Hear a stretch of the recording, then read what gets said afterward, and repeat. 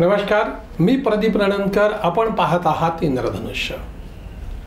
राज्यसभेच्या निवडणुका जवळपास बिनविरोध होतील अशी आता स्थिती आहे. 6 जागांसाठी भाजपने 3, काँग्रेस 1, शिवसेना 1 व राष्ट्रवादी 1 असे उमेदवारी अर्ज दाखल करण्यात आले आहेत.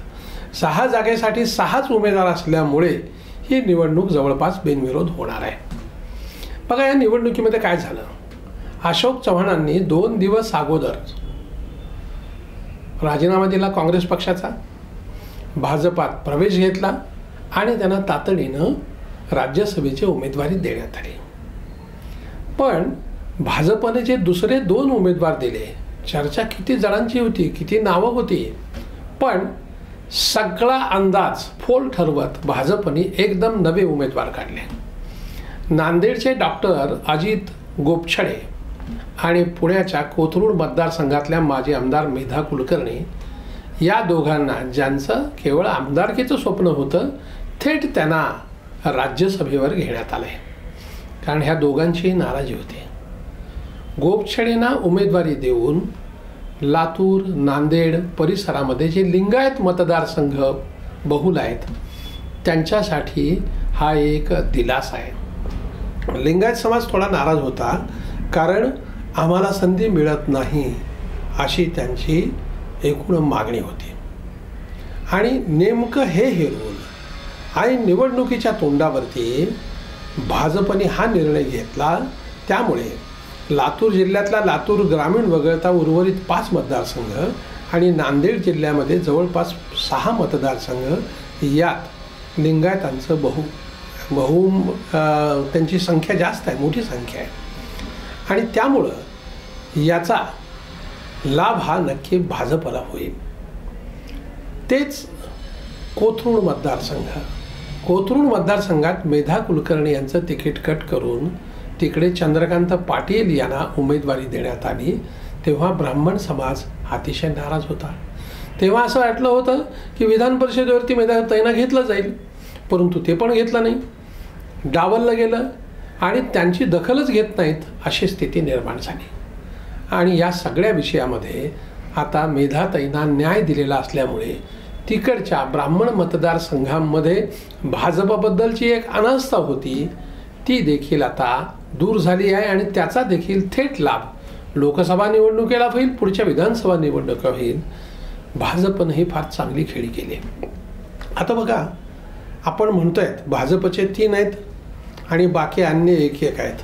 आता प्रत्यक्षात झालंय काय बघा तुम्ही. याच्यामध्ये आहे ना, मिलिंद देवरा हे काँग्रेसचे, पण राष्ट्रवादी शिंदे गट यांच्याकडून त्यांना उमेदवारी मिळाली, पण ते मूळ काँग्रेसचे आहेत. चंद्रकांत हंडोरेंना काँग्रेसने उमेदवारी दिली, म्हणजे 2 काँग्रेसवाले झाले. अशोक चव्हाणांनी राजीनामा दिला, भाजपात प्रवेश घेतला, उमेदवारी मिळाली, म्हणजे 3रे काँग्रेसवाले झाले. म्हणजे या 6 मध्ये 3 काँग्रेसचे माणसं आहेत ना. म्हणजे एका अर्थाने काँग्रेसचं प्राबल्य आहे. आता स्थिती अशी होती, काँग्रेसच्या ह्याच्यामध्ये ताटातच आपल्या नाही आहे, तर काय करणार. समजा जर मागायला 4 जण आले तर नाही रे बाबा, मी नाही देऊ शकत, माझ्या ताटात एवढंच आहे असं म्हणण्याची पाळी आली. आता अपेक्षा लोकांच्या वाढल्या आणि थांबायला कोणालाच वेळ नाही. आणि त्यामुळं जिकडं मिळतं तिकडं जायची प्रथा आता सुरू झालेली आहे.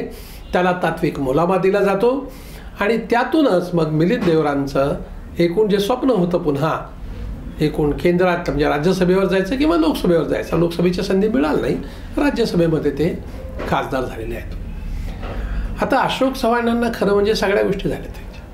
ते लोकसभेत होते, मुख्यमंत्री राहिले, प्रदेशाध्यक्ष राहिले, सगळी पदं उपभोगून झाली, पण तरी देखील आपल्याला समाधान नाही. थांबलं पाहिजे म्हणून आपण थांबलो, आपण पदासाठी भाजपमध्ये गेलो नाही असं अशोक चव्हाण म्हणतात. ही राजकारण्यांची बोलण्याची भाषा असते. ठीक आहे, पण झालं काय, अशोक चव्हाणांचंही भलं झालं. पुढच्या आता विधानसभेच्या वेळेला देखील त्यांना कदाचित त्यांची पत्नी अमुक सगळंच एकूण राजकीय बरंच होणार आहे. आणि झालं आहे का, आता नांदेडला 2 राज्यसभेचे खासदार मिळाले, पुन्हा अजून 1 लोकसभेचा मिळणार आहे. अशोक चव्हाणांमुळं मराठवाड्यावरती जो एक परिणाम काँग्रेसवरती होणार आहे आणि त्याचा थेट उलटा लाभ जो होईल तो भाजपला नक्कीच होणार आहे.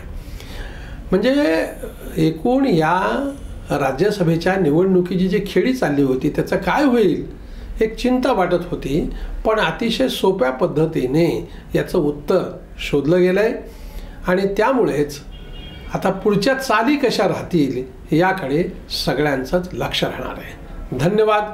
आपल्याला हा जर व्हिडिओ आवडला असेल तर तो लाईक करा, फॉरवर्ड करा व सबस्क्राईब करा.